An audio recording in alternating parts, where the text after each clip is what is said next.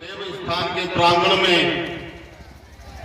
सर्वप्रथम अहेरिया बहेरिया समाज के आदर्श प्रेरणा स्रोत एकलव्य महाराज एवं टीका सिंह अहेरिया मान्यवर डॉक्टर अम्बेडकर जी के चरणों में श्रद्धा सुमन अर्पित करते हुए इस बीरबनी गांव की रजमस्तक अपने सर पर धारण करते हुए मंच पर उपस्थित अहेरिया बहेरिया समाज की शेरनी श्रीमती अर्चना रावल जी, राष्ट्रीय अखिल भारतीय अहेरिया बहेरिया महासंघ के राष्ट्रीय अध्यक्ष मान्यवर छत्रपाल जी, आज की इस कार्यक्रम की अध्यक्षता कर रहे श्रीमान देवारीलाल चित्तौरी जी एवं मंच प्रांगण में उपस्थित मेरे बुजुर्गों, भाइयों, माता, बहनों, मैं आप सभी के चरणों में नमन करता हूं, वंदन करता हूं, अभिनंदन करता हूं। साथियों, बहुत ही अच्छा लगा यहां पर आकर के।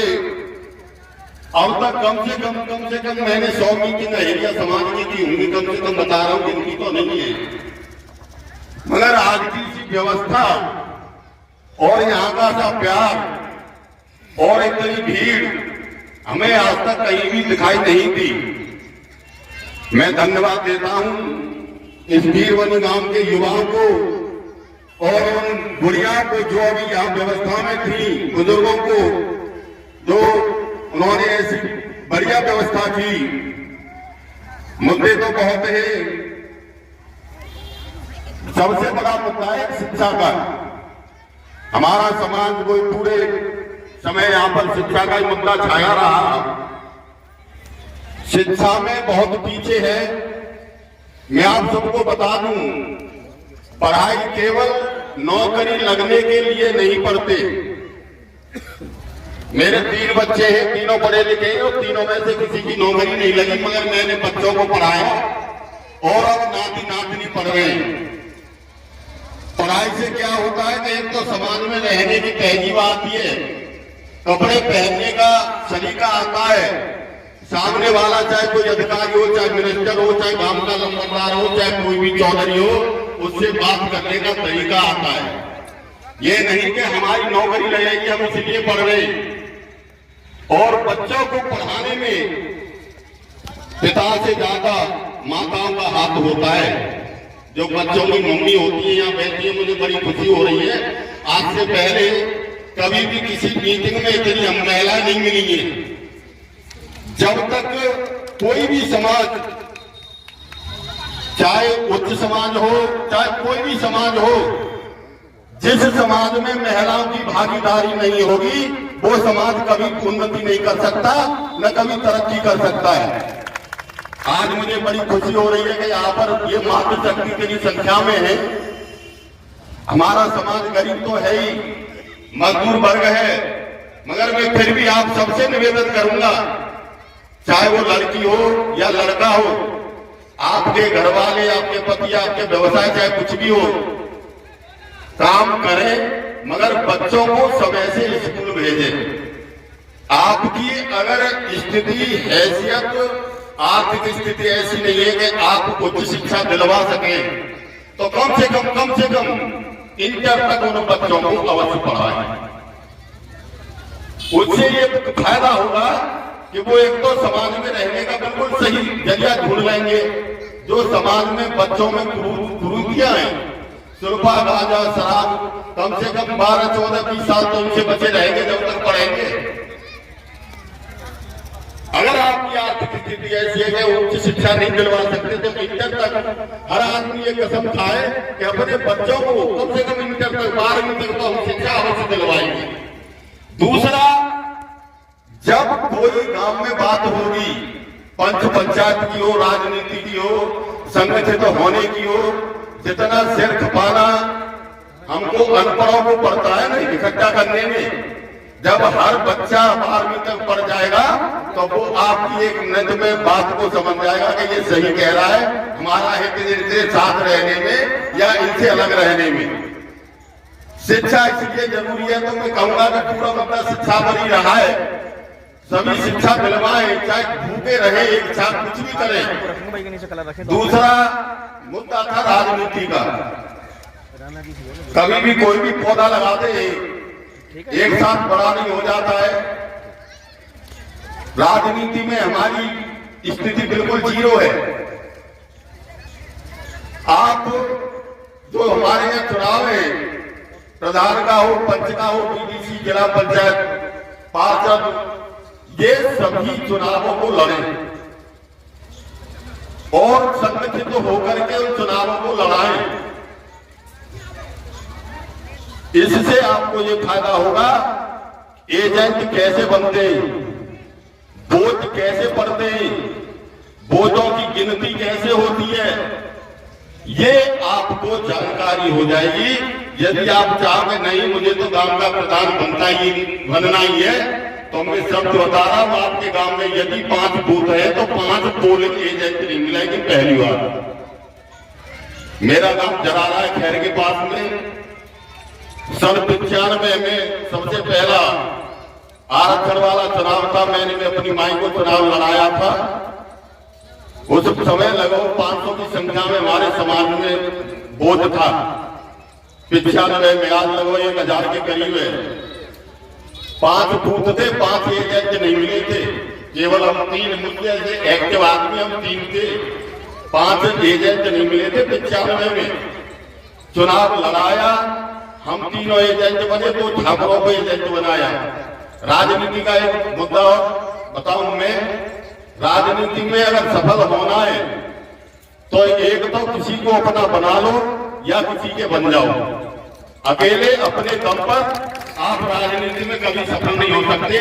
अभी मैंने यहाँ पर जानकारी की थी, बताऊंगा, वो 95 वाला किस्सा बताता हूँ। तो 3 तो हम एजेंट बने, वही तीनों जो एक्टिव थे। 2 बच्चे ठाकुरों के एजेंट बनाए। अपना काम था कि बाहर भी देखना करके और अंदर भी देखना। वो 95 वाला चुनाव जीते हम। 2005 में सामान्य में, मेरा गांव ब्राह्मणों का है, वहां पर मैंने सामान्य में चुनाव लड़ा, वो चुनाव हारे हम। 2015 में चुनाव लड़ा एससी का, वो चुनाव जीते हम। अब ये 2021 का चुनाव हम 2 बिरादरी लड़े, तो इतने एजेंटों की संख्या थी कि वह तमाम एजेंट भागे डोल रही थी। समझ रहे मेरी बात? यानी 95 से शुरू किया, आज जरारा में इतने एजेंट और इतने पोलिंग कार्यकर्ता हैं कि हर घर में कार्यकर्ता है। तो मैं इसलिए कह रहा हूं कि जो भी छोटा चुनाव हो या बड़ा हो, आप अभी से लड़ना शुरू कर दो, जब कभी मंजिल पर पहुंचोगे। पहली बार नहीं कोई पहुंच रहा है, बहुत बढ़िया व्यवस्था। दूसरा, अभी मैं यहाँ पर खड़ा था तो यही के बच्चे थे, उनसे भी जानकारी करना था कि यहाँ पर कितने आदमी है। तो उन्होंने बताया लगभग 200 के करीब पहुंचे। मेरी व्यवस्था क्या है, आपका काम क्या है? क्या केवल खेती करते हैं? मैंने और कोई शायद बिजनेस, जैसे कहीं नौकरी करने जाते हो या बाल का काम कर, नहीं, केवल खेती का काम है। उन्होंने मुझे जानकारी दी थी। एक बात सुनना बड़े ध्यान से, उन्होंने मुझे जानकारी दी थी कि ये हमारी 8वीं या 10वीं भागवत है। ऐसे ये सब ये 8वीं 10वीं भागवत है, बराबर ही नहीं है? ये हमारे समाज की वो बच्चे बता रहे थे कि 8वीं भागवत है। बहुत बढ़िया बात है, खुशी की बात है, आपकी श्रद्धा है भगवान में। सर जी मार्कर लिखो। मेरा अपना मानना है कि एक भागवत में 4-5 लाख रुपए खर्च हो जाते होंगे। जो मैं कहना चाह रहा हूं ध्यान से सुनना, एक भागवत में कम से कम 4-5 लाख रुपए खर्च हो जाते होंगे। सर, क्या आप मुझे बता सकते हैं कोई सरकारी सरकारी मांग रहे हैं, सरकारी नौकरी लगी है किसी की? तो ये बता रहे हैं कि वीरवंश से सरकारी नहीं है। एक है रिटायर हो गए, रिटायरमेंट है वो भी पुराने लगे हुए अब हैं तो मौजूद में। जो प्रेजेंट में 2 आदमी सरकारी नौकरी में, न तो मैं नास्तिक हूं और न मेरी श्रद्धा और न आस्था बिल्कुल कम है भगवान में। जितनी आप सब में है उतनी मुझ में है। और बुरा मत मानना, मैं बुरा लगा ये नहीं बात कह रहा हूं जो मैं कहने जा रहा हूं।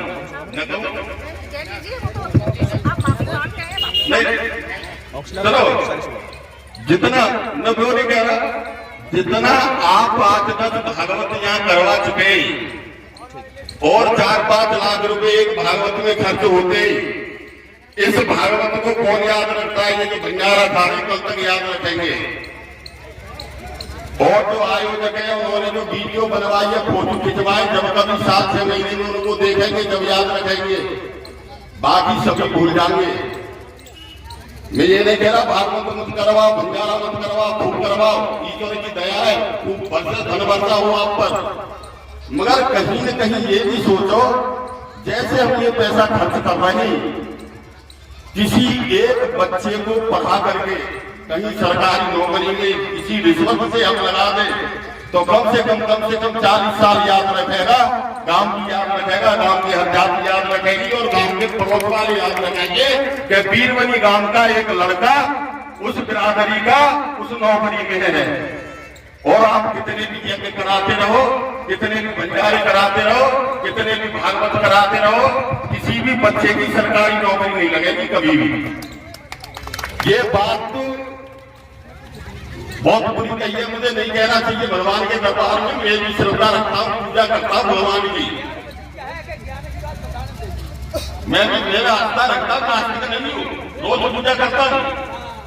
तो मेरा कहना ये है कि जब 8-10 भागवत का मतलब अब तक 30-40 लाख रुपए खर्च हो गए भागवत में, उसी पैसे से यदि किसी परिवार का 1 या 2 बच्चा 20-25 साल की उम्र में वो नौकरी लगता और 62 साल पर जाकर के 40 साल में रिटायर होता, तो पड़ोसी गांव, पूरे गांव की जाति और पूरी बिरादरी रिश्तेदारी याद रखती कि वीरवनी गांव का उस अहेलिया समाज का या बहेलिया समाज का एक बच्चा उस फलाने विभाग में नौकरी करता है। कोई याद रखेगा इसे? तो मैं कोई ठेस नहीं पहुंचा रहा, नहीं ये कह रहा नहीं ये काम मत करो, आप पर ईश्वर की कृपा है, धन वर्षा हो रही है, हर साल भागवत कराओ, मगर कहीं न कहीं दिमाग में ये भी रखो, प्रण करो जैसे कि हम ये भागवत करा दे, चाहे कुछ भी हो जाए, मेरे 5 बच्चे तो किसी एक बच्चे को सरकारी नौकरी में लगा करके छोड़ूंगा, चाहे कुछ भी करना पड़े।